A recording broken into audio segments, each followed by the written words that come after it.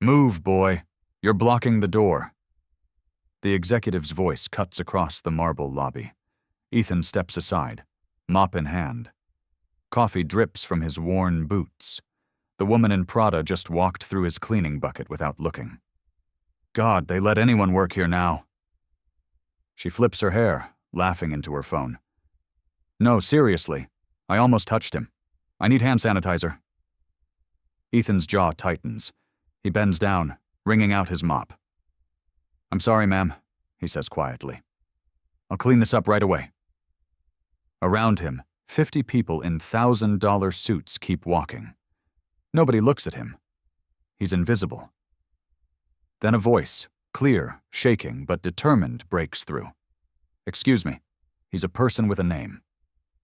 The lobby goes quiet. A young woman in a simple gray dress stands by the elevators. Her hands tremble as she stares down the Prada woman. His name is Ethan. Ethan looks up. For the first time in 6 weeks of this experiment, someone has asked his name. Someone sees him and he doesn't know it yet. But his life just changed. 48 hours earlier, Ethan Sterling sits alone in a penthouse that costs more than most people earn in a lifetime. Floor-to-ceiling windows frame the city skyline. His reflection stares back. Exhausted eyes, expensive watch, empty apartment. On the coffee table, Forbes magazine. His face on the cover. Tech mogul Ethan Sterling from code to real estate empire. Net worth $2.8 billion. He picks up his phone and scrolls through old photos. There's Isabella, his first fiancée. Beautiful smile. He proposed after 8 months. She said yes. Then the prenup came. Her lawyer wanted $60 million if they divorced. When Ethan's lawyer said no, Isabella was gone within a week. Then Natalie, smarter, waited 2 years before showing her cards. He thought she was different until his security team found the recording. Natalie laughing with her friends at brunch. I don't love him. I love his portfolio. That penthouse view is worth it. Ethan sets the phone down. His hands shake. Dr. Eris, his therapist, asked him last week a question he couldn't answer. When was the last time someone saw you as just Ethan? Not the CEO, not the billionaire, just you. Now, sitting in this empty palace of glass and steel, Ethan makes a radical decision. He's going to disappear. 6 weeks ago, Ethan walked into the HR office of Sterling Properties, one of his own buildings, under a fake name Ethan Miller. No college degree listed. References from previous janitorial jobs, all verified by his CFO, Marcus. The HR manager barely looked at his application. Minimum wage, night shift, you start Monday. That night, he moved into a studio apartment in Queens, 400 square feet, shared bathroom down the hall. The mattress smells like cigarettes from the previous tenant. His experiment had one rule. Find someone who treats him with basic human dignity when he has nothing. No money, no power, no status, just Ethan. The first week was educational. People don't see janitors. They walk through you like air. Ethan learned to move his cleaning cart out of the way before executives even noticed it was there. He learned the specific tone of voice people use when they want you to disappear. Not rude exactly, just blank. The second week, things got worse. A man in a suit dropped his coffee cup on purpose. Didn't spill. Just set it on the floor next to the trash can. Looked straight at Ethan, walked away. Ethan cleaned it up. That's the job. Week 3 brought jokes. Hey, bet this guy's got a better credit score than you, Greg. Laughter in the break room. Ethan was mopping right outside. They knew he could hear. That was the point. Week 4 brought something uglier. Someone wrote on the bathroom wall. The words were specific and racist. Ethan reported it to building management. They painted over it. Nobody ever asked who wrote it. Week 5. Ethan started keeping a notebook, tracking every interaction on a simple scale. Did this person acknowledge my humanity? Yes or no? 53 people tested, 53 failures. Then came week 6. Then came this morning. Then came Maya Vance, standing in that lobby saying his name like it mattered. Now Ethan sits in his real penthouse. After every shift, he returns here, showers, puts on his real life like a costume, and opens his laptop. He pulls up the employee database and types her name. Her file appears. Age 28, hired 2 years ago. Salary $42,000 a year.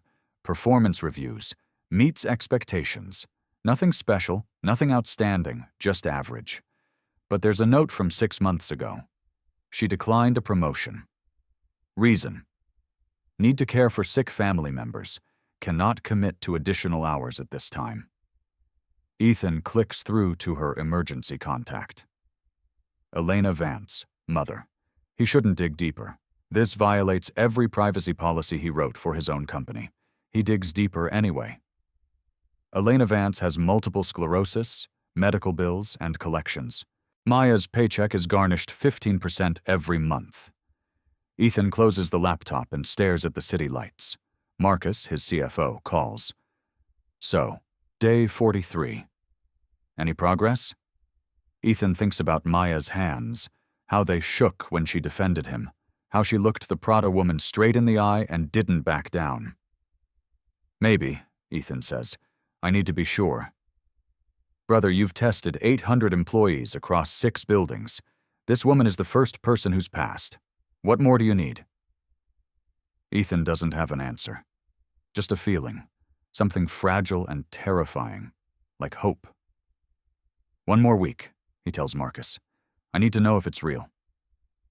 He hangs up and returns to the employee file, stares at Maya's photo, a standard corporate headshot, slightly awkward smile. Tomorrow, he goes back to being invisible. Back to the mop and the stained uniform and the people who look through him. But tomorrow, he'll also watch Maya Vance. And maybe, just maybe, she'll prove that goodness still exists in a world that's forgotten how to see it. Maya Vance's alarm goes off at 5:30 in the morning.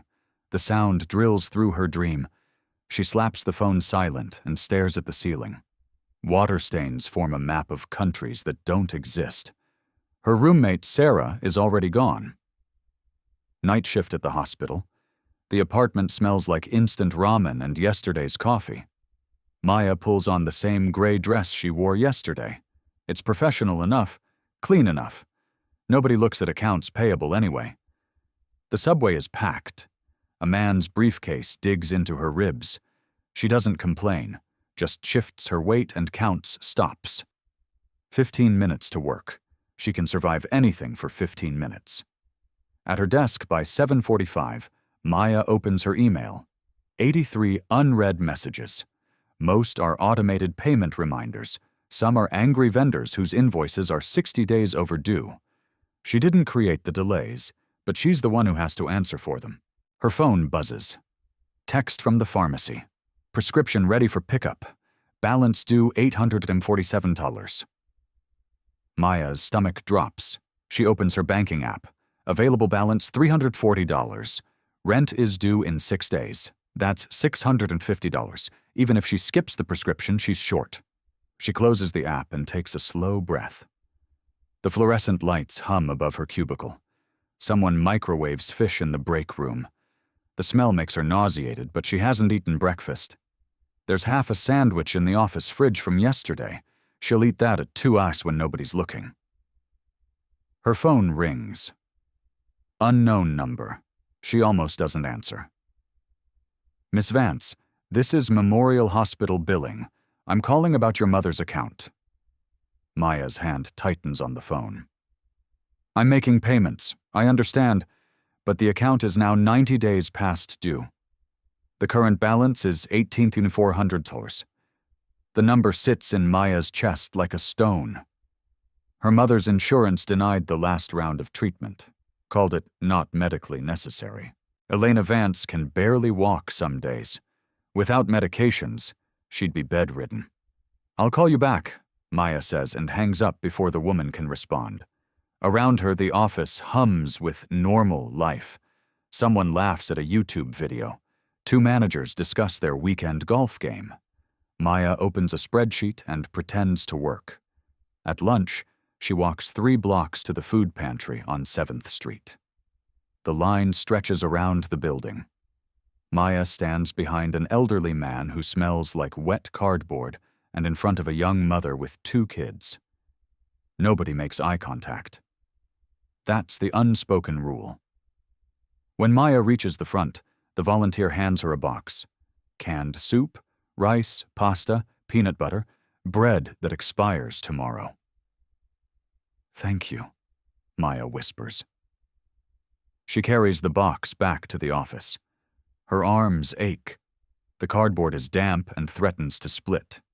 She takes the service elevator so nobody sees her. In the basement storage room, she hides the box behind cleaning supplies.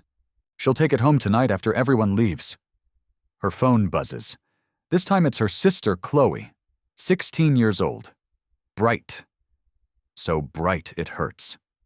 "Maya, did you see? I got accepted." Maya's throat tightens.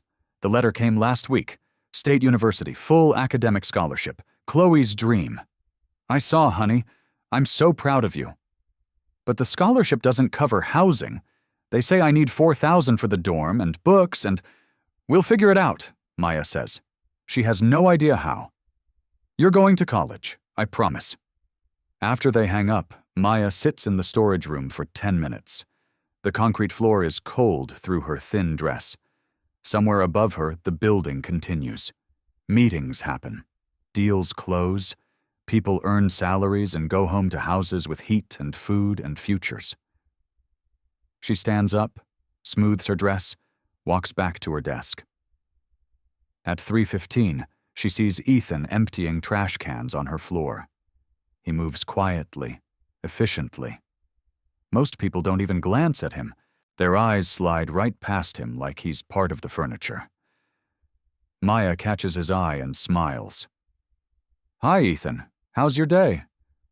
He looks startled, then grateful. "Better now, Miss Vance. Thank you for asking. It's such a small thing. A smile, a question. It costs her nothing." But Ethan's expression makes her chest ache, like she just handed him something precious. She doesn't know that Ethan will remember this moment, that he's tracking every interaction in a notebook, that she's the only person in 6 weeks who's asked him how he's doing. She just knows that some people are invisible in this building, and if she can help someone feel seen even for a moment, maybe that's enough. The next morning, Maya arrives at work, and something feels different. The security guard at the front desk, David, who usually just waves her through, stops her. "Miss Vance, someone left this for you." He hands her a small envelope, cream-colored, heavy paper. No return address. Maya opens it in the elevator. Inside, 8 $100 bills and a handwritten note on plain white paper. "For your mother's medication, from someone who sees your kindness." Her hands start shaking. $800, exactly what the pharmacy said she owed. She reads the note 3 times. The handwriting is neat, careful, masculine. Who would do this? Who even knows about her mother? The elevator doors open. Maya steps out, but doesn't go to her desk. Instead, she walks the floor, looking at faces, trying to find someone who might have left it. Everyone is buried in their screens. Nobody looks up. At lunch, she sees Ethan in the cafeteria.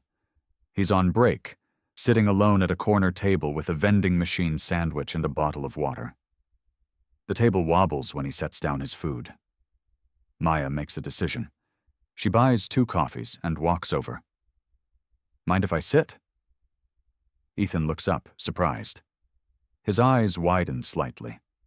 Around them, conversation dips. People glance over, then away. "Of course, Miss Vance, please." Maya sits down. The plastic chair creaks. She slides 1 coffee across the table. "I got you this. Thought you might need it." Ethan stares at the coffee like she just handed him gold. "You didn't have to. I wanted to." Maya wraps her hands around her own cup. The warmth seeps into her palms. "Can I ask you something? Anything. How do you do it?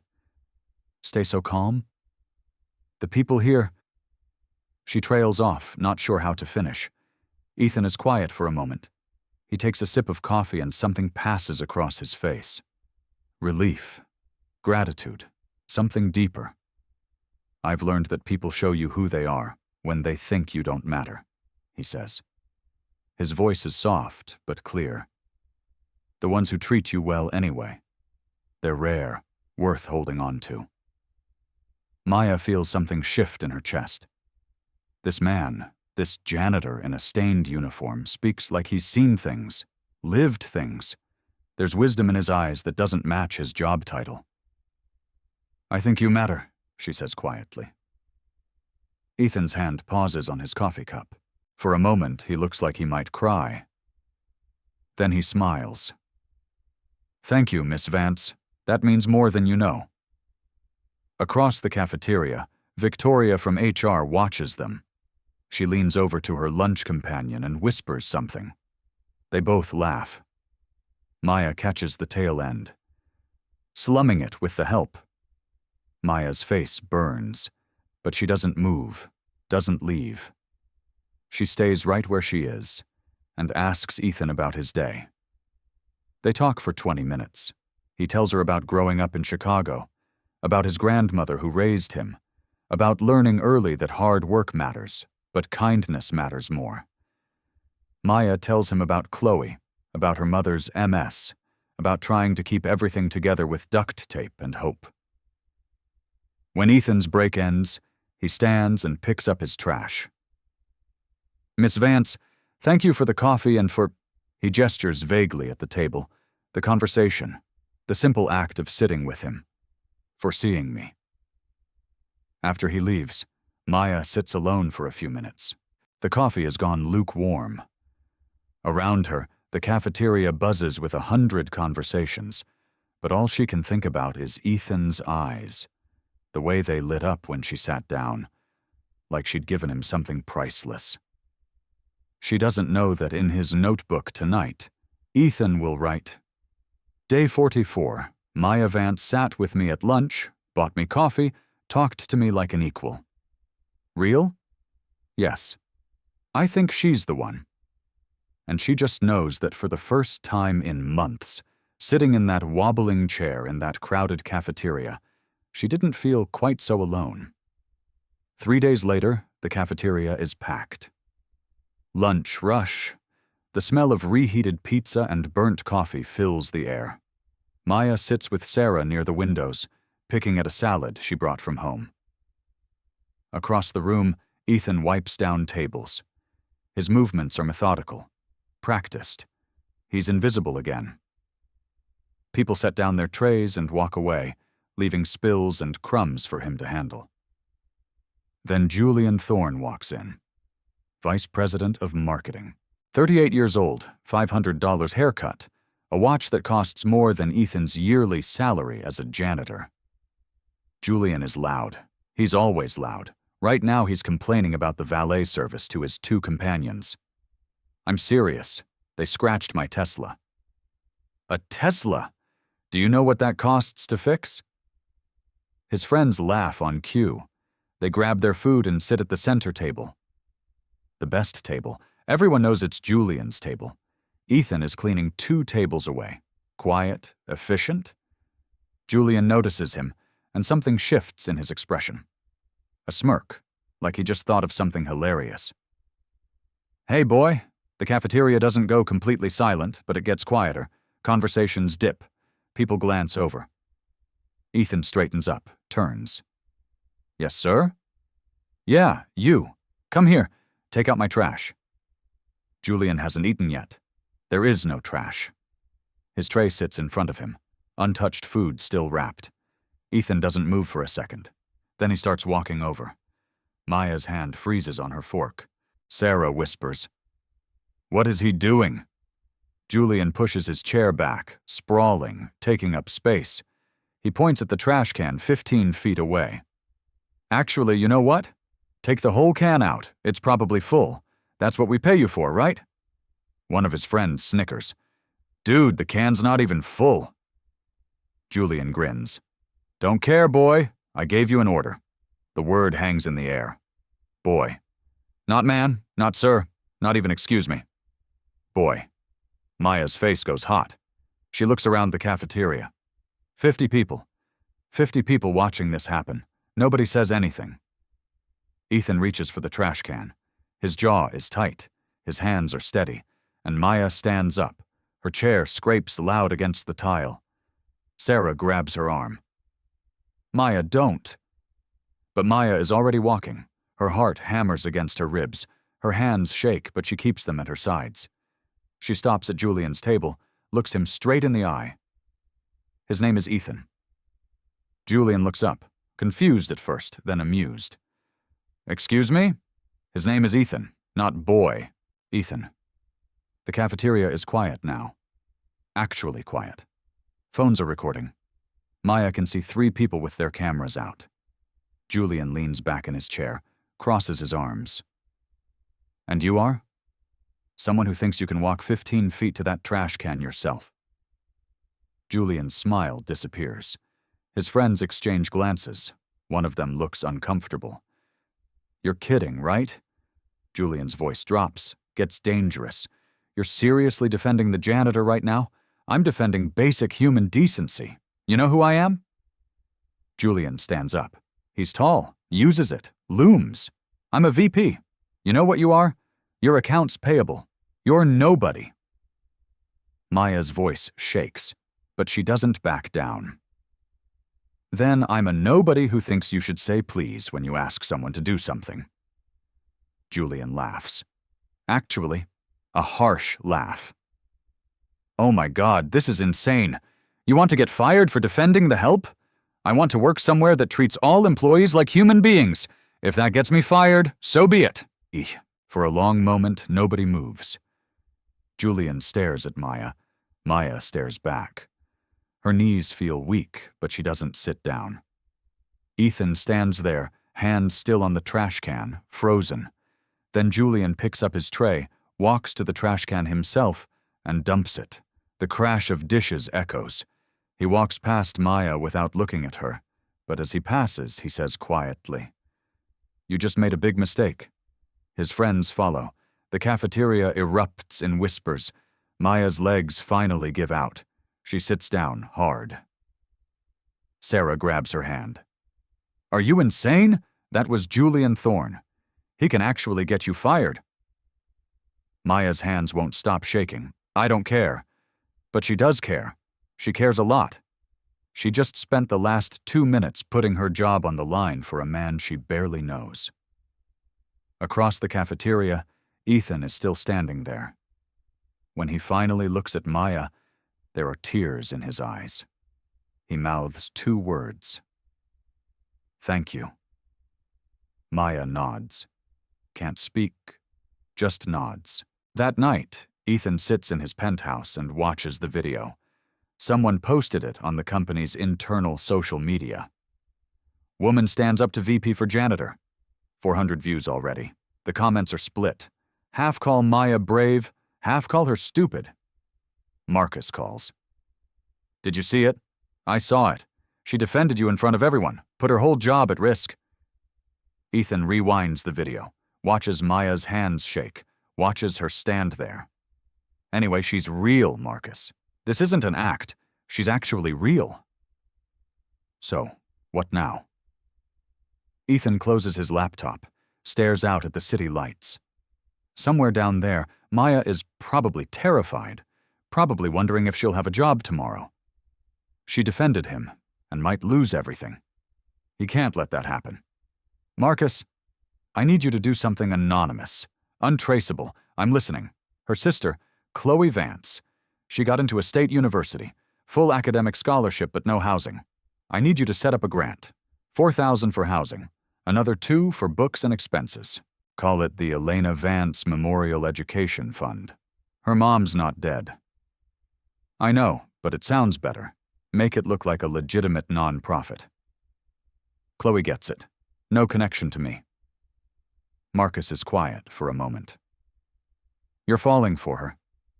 She stood up for me when she had nothing to gain and everything to lose. Yeah, Marcus, I'm falling for her. After they hang up, Ethan sits in the dark. Tomorrow he goes back to being the janitor, back to being invisible. But now he knows something for certain. Maya Vance doesn't just see him, she's willing to fight for him, and that changes everything. In her apartment, Maya lies awake. Her phone keeps buzzing. Messages from co-workers. Some are supportive, some warn her to watch her back. Julian Thorne doesn't forget. She should be scared. She is scared. But when she closes her eyes, all she sees is Ethan's face. The gratitude, the quiet dignity, the way he thanked her like she'd given him the world. She'd do it again, even knowing what it might cost. She'd do it again. 2 weeks have passed. Maya still has her job. Julian hasn't said a word to her, hasn't even looked at her, but she feels his presence everywhere.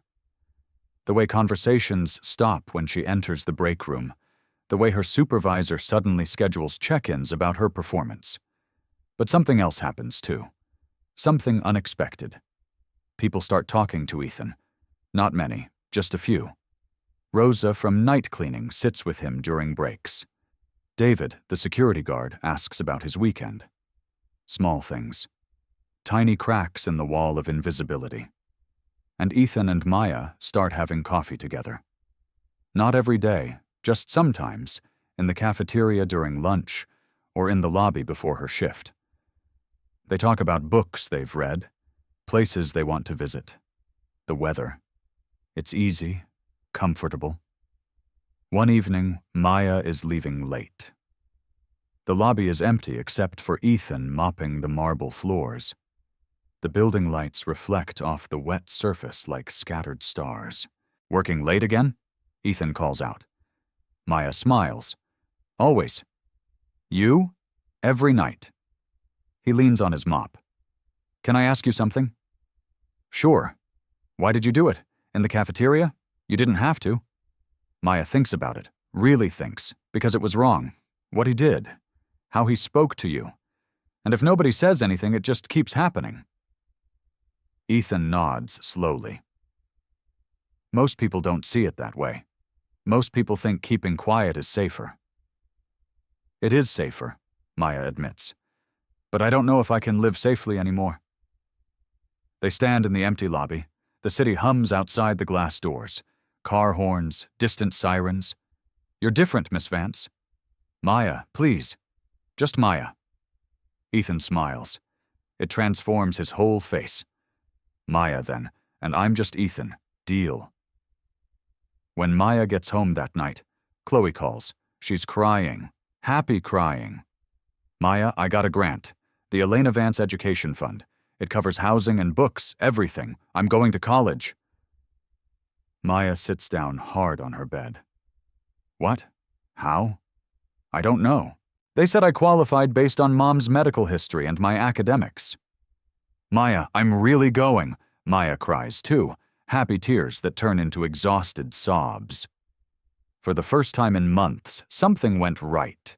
She doesn't know that in a penthouse across town, Ethan is listening to Marcus confirm the grant went through. She just knows that maybe, just maybe, things are looking up. Friday afternoon, Ethan finishes his shift early. He's been working up the courage for 3 days. Now, standing outside the accounts payable department, his hands are sweating. He's faced billion-dollar negotiations without flinching. But asking Maya Vance to dinner makes his heart race. She's at her desk, typing. The afternoon sun comes through the windows and catches her hair. She looks tired, but focused. Ethan knocks on the cubicle wall. She looks up and smiles. "Hey, Ethan, what's up?" He stops, starts again. "I wanted to ask you something. And you can absolutely say no, I won't be offended." Maya sits back in her chair. "Okay. Would you want to have dinner with me tomorrow night? Somewhere nice?" The question hangs between them. Maya's eyes widen slightly. A blush creeps up her neck. "Like a date?" Ethan nods. Can't speak, just nods. Maya's smile grows. "I'd love that." "Really?" "Really." Ethan feels lighter than he has in years. "Great. That's great. I'll pick you up at 7 aku. Perfect. He walks away before he says something stupid. Before he tells her that she's the first person in a decade who's made him feel human. Before he ruins it. But he doesn't see Julian Thorne standing by the copy machine. Doesn't see Julian's eyes narrow. Doesn't hear him pull out his phone and start typing. 20 minutes later, Maya is in the break room making tea. The afternoon lull. Most people are in meetings or pretending to work. The break room door opens. Julian walks in with Victoria from HR and Greg from sales. They're laughing about something. The laughter stops when they see Maya. Well, well. Julian leans against the counter. Maya Vance. I heard some interesting news. Maya's stomach tightens. She doesn't respond, just keeps stirring her tea. You're going on a date with the janitor. The way he says janitor makes it sound like a disease. Maya looks up, meets his eyes. That's none of your business. Julian laughs, actually laughs. Oh my God, you're serious. You're actually going out with him. Victoria shakes her head. Maya, honey, come on. I know you're struggling financially, but dating the help? Really? His name is Ethan. Greg snorts. What's he going to take you to? McDonald's dollar menu? Maybe he'll mop the floor for you as a romantic gesture. Julian grins. Very classy. Maya's hands are shaking. She sets down the tea before she spills it. You're all horrible. You know that? We're realistic, Victoria says. You're a professional. He's not. People will talk. Let them talk. Julian pushes off the counter, stands closer. Too close. You know what I think? I think you're doing this to make a point about the cafeteria thing. Trying to prove something. I'm doing this because I like him. You like him? Julian repeats it slowly, mockingly. You like a guy who cleans toilets for minimum wage? Sure, that makes total sense. He's kind, he's smart, he treats people with respect. That's more than I can say for you. Julian's smile disappears. Careful, Vance. You already have one write-up in your file. Keep pushing, and you won't have a job to worry about. Then fire me. The words surprise even Maya, but once they're out, she doesn't take them back. Fire me if that's what this is about. Fire me for standing up to bullies. Fire me for treating people like human beings. But I'm not apologizing and I'm not canceling my date. She grabs her tea and walks out. Her whole body is shaking. She can hear them laughing behind her. She's insane, Greg says. She's desperate, Victoria adds. That's what poverty does to people. Makes them lose perspective. Maya makes it to the bathroom before she starts crying. She locks herself in a stall and sits on the closed toilet lid. The tea burns her hands through the paper cup, but she doesn't let go. What is she doing? Julian is right. Ethan is a janitor. She's accounts payable. They're both at the bottom of the corporate ladder. What future do they have? But then she remembers Ethan's eyes. The way he listens when she talks. The way he asks about her day like he actually cares. The way he's never once made her feel small. Her phone buzzes. Text from Sarah. Heard what happened in the break room. You okay? Maya types back. No, but I will be. Outside the bathroom, Ethan is in the hallway. He heard everything. Not on purpose. He was emptying the trash outside the break room when Julian started talking. Every word was clear through the thin walls. He stands there, mop in hand, listening to them laugh at him, at Maya, listening to them reduce everything to money and status. His hands grip the mop handle so hard his knuckles go white. 6 weeks. 6 weeks of being invisible, of being treated like dirt, of swallowing his rage and his pride because he needed to know if goodness still existed. And it does. Maya proved that. But now she's paying the price for her kindness. Ethan pulls out his phone, calls Marcus. I'm done, he says when Marcus answers. Execute the reveal. Monday morning. Full board meeting. You sure? That's fast. What happened? They're mocking her for agreeing to have dinner with me. They're calling her desperate and stupid. And his voice cracks. I can't let her suffer for this. I can't. Marcus is quiet for a moment. Okay, I'll set it up. Board meeting Monday, 9 a.m. You're going to walk in there as yourself, as myself. Full disclosure. And Marcus, make sure Julian Thorne is in that room. I want him to see exactly who he's been talking to. Consider it done. Ethan hangs up, stands in the empty hallway. In 72 hours, everything changes. In 72 hours, the people who laughed at him will know the truth. But right now, he needs to find Maya. He needs to make sure she's okay. He finds her leaving the bathroom, eyes red but head high. Maya. She looks up, tries to smile. Hey. Sorry, I'm fine. I heard what they said. Her face crumples. Ethan, maybe this isn't a good idea. The date. I don't want to make your life harder. Stop. He steps closer. Not touching, just close. They can say whatever they want. I still want to have dinner with you if you still want to. Maya looks at him. This man in a janitor's uniform speaks like poetry. Who looks at her like she matters? I still want to. Then 7:00 tomorrow. I'll pick you up. After she leaves, Ethan returns to his mop bucket. Continues cleaning, playing his role for 2 more days. But inside, he's counting down. Counting down to the moment when Julian Thorne's world falls apart, and he's going to enjoy every second of it. Saturday morning, Ethan sits in his penthouse, staring at his closet. On one side, custom suits, Italian leather shoes, silk ties. On the other, his janitor uniform, worn jeans, thrift store jacket. 2 lives, 2 versions of himself. Tonight, he has to choose which Ethan takes Maya to dinner. He calls Marcus. I need advice about the reveal. I've got everything ready. Board meeting Monday at 9, Akursok. Dr. Aris will be there. Julian Thorne. The whole executive team. Not about that. About tonight. My date with Maya. Marcus laughs. You're calling me for dating advice, man? I've been married for 15 years. I'm the wrong person. Do I tell her tonight?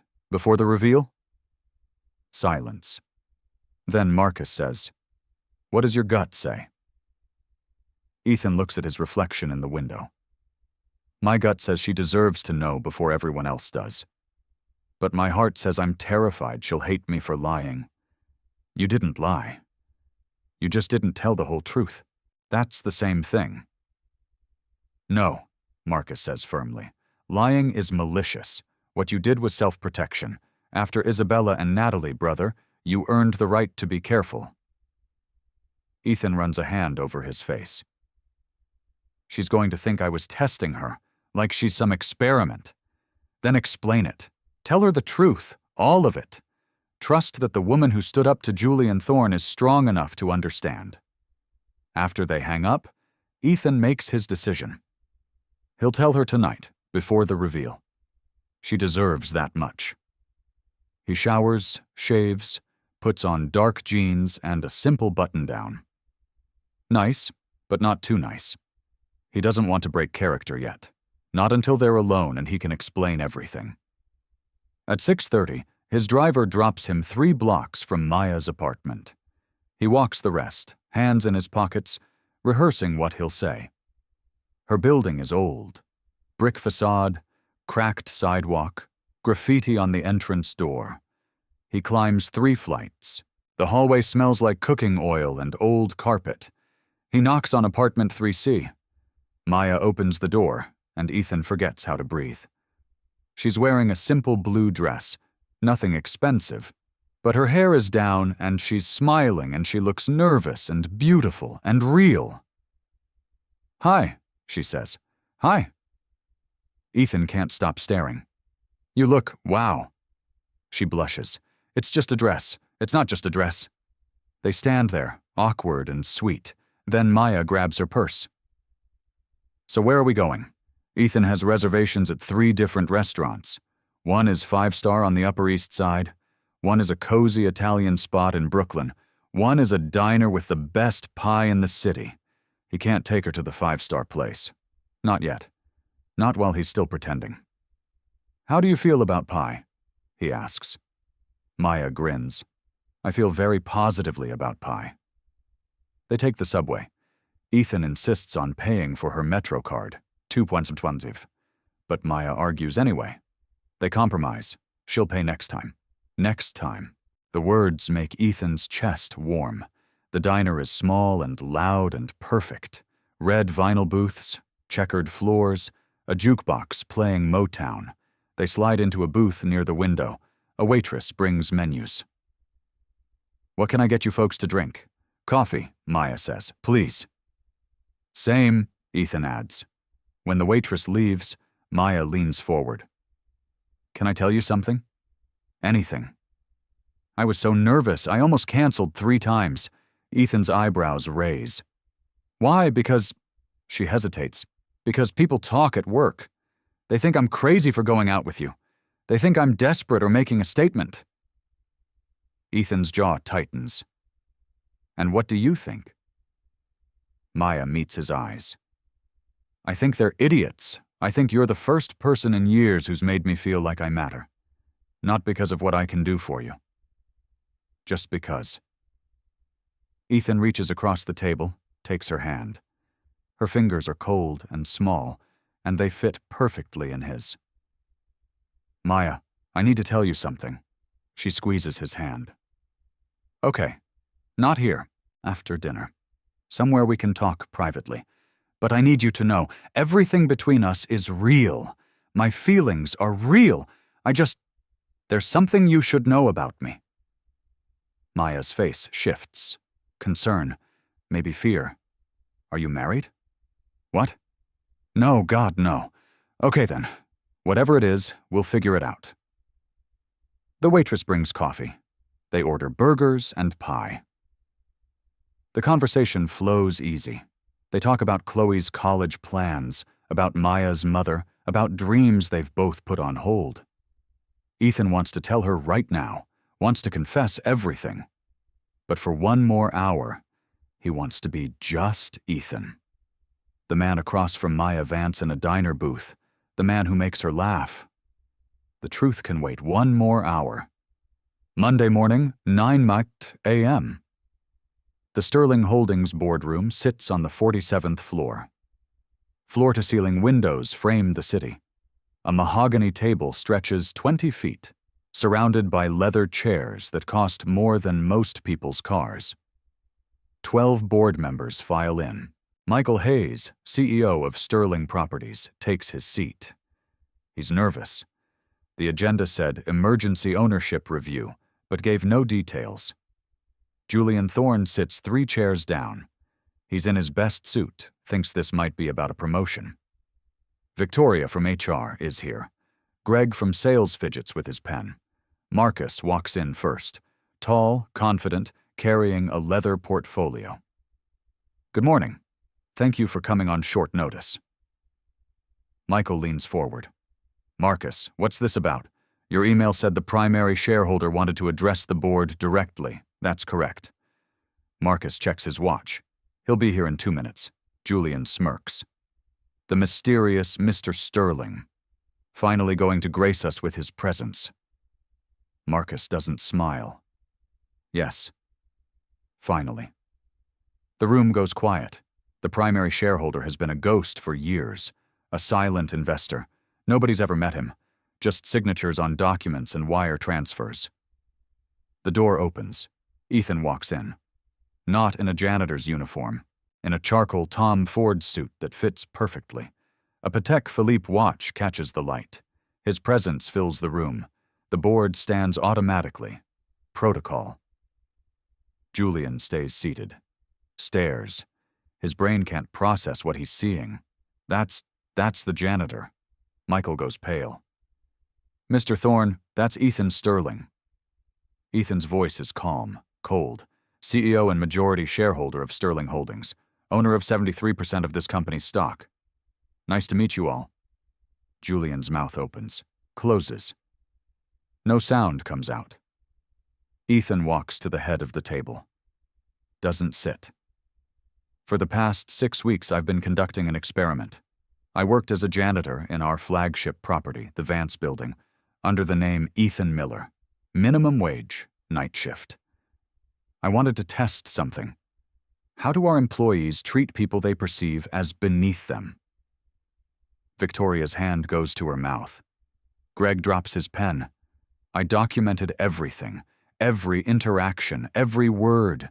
Ethan nods at Marcus, who opens the portfolio and pulls out a tablet. The screen on the wall lights up. Video footage appears. First clip, the Prada woman dumping coffee on Ethan. That's what they pay you for. Second clip, the man deliberately placing his cup on the floor. Third clip, Julian in the cafeteria. Hey boy, come here. Take out my trash. The word boy echoes in the silent boardroom. Julian's face drains of color. Wait, I didn't know. You didn't know I was your boss? Ethan's voice cuts like a blade. That's the problem, Julian. You knew I was a human being. You just didn't think I mattered. More clips, the jokes, the bathroom graffiti, someone deliberately bumping Ethan, then the cafeteria confrontation. Full video. Julian calls Ethan boy, demanding he take out trash that didn't exist. And then Maya standing up. His name is Ethan. The board watches as Maya defends him, watches Julian threaten her job, watches her walk away with her head high. Maya Vance, Ethan says quietly. Accounts payable, $42,000 a year, medical bills and collections. She had everything to lose, and she stood up anyway. He advances the footage. The break room. Julian and his friends mock Maya. The janitor asked you out. What's he going to take you to? McDonald's? Victoria's voice. Know your league, Maya. Greg's laughter. The video stops. The screen goes black. Ethan turns to Julian. 800 employees. I tested them all over 6 weeks. 1 person passed. 1. And you tried to destroy her for it. Julian's hands shake. Mr. Sterling, I apologize. I had no idea. You had no idea who I was. But you knew what you were doing. Ethan walks around the table, stops behind Julian's chair. You're fired. Effective immediately. Security will escort you out. Your severance is void due to conduct violations. And Julian, Ethan leans down. I'm sending this footage to every company in our network. Your career isn't just over here, it's over everywhere. Julian tries to stand. His legs won't hold him. You can't. This isn't legal. It's completely legal. You signed an ethics clause. You violated it repeatedly. Marcus has the documentation. 2 security guards enter. They stand on either side of Julian's chair. Gentlemen, please escort Mr. Thorne out. Julian stands. His face is red. Tears stream down his cheeks. Please, I have a mortgage, a family. You should have thought of that before you called me boy. Ethan's voice doesn't rise. Before you made a woman's workplace hell because she showed basic human decency. The guards walk Julian to the door. The entire board watches in silence. Ethan turns to Victoria. You're suspended. 2 weeks, no pay. When you return, you'll complete mandatory bias training. If I hear one more ignored complaint, you're done. Understood? Victoria nods. Can't speak. Greg, same for you. He addresses the full board. Effective immediately, this company has 0 tolerance for discrimination. Race, gender, class, job title, it doesn't matter. We treat everyone like they matter because they do. Michael raises his hand. Mr. Sterling, I'm sorry. I should have known this was happening. You should have. So, here's what changes. Anonymous reporting system. Monthly culture audits. Every executive will spend 1 week per year working an entry-level position. He walks to the windows, looks out at the city. I'm calling an all-hands meeting. Virtual, every employee. Right now. Within 5 minutes, 800 employee screens light up. Ethan's face appears, live. My name is Ethan Sterling. Many of you don't know me. I own this company. For the past 6 weeks, I worked alongside you as a janitor. I did this to understand who we are when we think nobody important is watching. In her cubicle, Maya stares at her screen. Her hand covers her mouth. Tears stream down her face. I learned that most of us fail that test. But I also learned that goodness still exists. One person, Maya Vance, treated me with dignity every day. She defended me publicly. She risked her job. She saw me when I was invisible. The camera zooms slightly. Maya, if you're watching, I'm sorry I wasn't honest about who I was. But everything else was real. Every conversation, every coffee, that was me, the real me, and I'm falling in love with you. The feed cuts, the boardroom is silent. Ethan turns from the window. The meeting is adjourned. Marcus will send out new policies by the end of the day. Nobody speaks. They file out, one by one. Marcus stays behind. She left. Saw her on the security feed running toward the elevator. Ethan doesn't wait. He's out the door, down the hall, taking the stairs. 47 floors. His leather shoes weren't made for running, but he doesn't care. He bursts into the lobby, sees Maya standing by the revolving door. Not crying, just standing there. Maya. She turns. Their eyes meet, and Ethan realizes he has no idea what to say. The lobby is empty, except for them. Morning light pours through the glass doors. Ethan's chest heaves from running down 47 flights. Maya stands frozen, purse clutched tight. You lied to me, she says. Her voice is steady, but her eyes are red. I did. For 6 weeks. Every conversation, every coffee. You were lying. Ethan takes a step closer. She doesn't move away. The person you talked to, that was real. Ethan the janitor, Ethan the billionaire, they're both me. I just didn't tell you about the second part. Why? The word breaks. Why would you do this? Because I needed to know. Ethan's voice cracks. I've been engaged twice. Both times to women who loved my bank account, not me. I couldn't do it again. I couldn't spend my life wondering if someone saw me or just saw dollar signs. Maya's hands shake. So, I was taking a test? Some experiment? No. You were proof that goodness still exists. Ethan steps closer. 800 people, Maya, in 6 weeks. You were the only one who treated me like I mattered. The only one. I would have treated you the same if I'd known. I know. Ethan's voice is barely a whisper. That's why I'm in love with you. Maya closes her eyes. Tears spill down her cheeks. I don't know if I can trust you. I know. And I'll spend however long it takes earning that trust back. Ethan doesn't reach for her, just stands there. But Maya, every word I said was true. Every feeling was real. The man in the janitor uniform and the man in this suit, same person, and that person is terrified of losing you. Maya opens her eyes, looks at him, really looks. The expensive suit, the watch, the polished shoes. Then she looks at his face, his eyes, the same eyes that lit up when she brought him coffee. I fell in love with a janitor, she says quietly. I know. Not a billionaire. I know. So, if I give you another chance, if I do, I need you to be that person, the one who listened, who made me feel seen. Can you do that? Ethan's throat tightens. That's who I've always been. The money just got in the way. Maya wipes her eyes, takes a breath. Okay. We start over. No lies, no secrets. Just us. Ethan smiles. Really smiles. Just us. She steps forward, puts her hand in his. Her fingers are still cold, still small, still perfect. Hi, she says.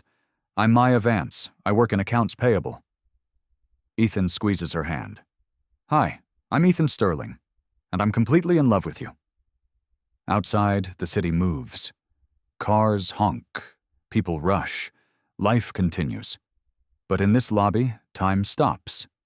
Two people who found each other in the most unlikely way stand hand in hand. Starting over, starting fresh, starting honest. 6 months later, Ethan and Maya stand in the lobby of the Vance building. The same marble floors, the same revolving doors, but everything feels different now. They're here to meet the new janitor, Carlos.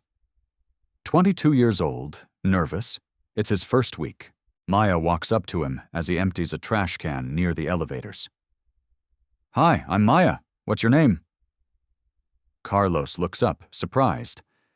"Carlos, ma'am. Nice to meet you, Carlos. You're doing great work." Ethan extends his hand. "I'm Ethan. If you ever need anything, my door is always open."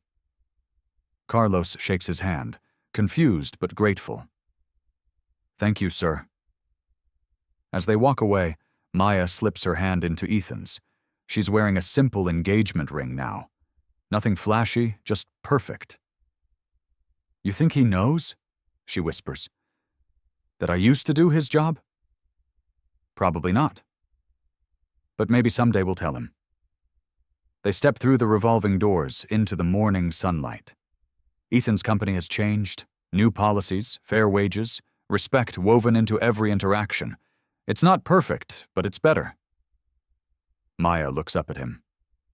"Ready for the board meeting? With you?" Always. She's not just his fiancée now. She's director of employee relations. Earned the position through her work, not his name. The board respects her. The employees love her. As they walk toward the car, Ethan thinks about that morning 6 months ago when he was invisible. When one woman saw him anyway. True character shows when you think no one important is watching. But here's the secret. Everyone is important. The janitor, the CEO, everyone. Maya taught him that. And now, together, they're teaching it to the world, one person at a time. When was the last time you saw someone? Really saw them? Kindness changes everything. Share this story if you believe kindness changes everything. Subscribe to Black Tales for more stories of love, justice, and second chances.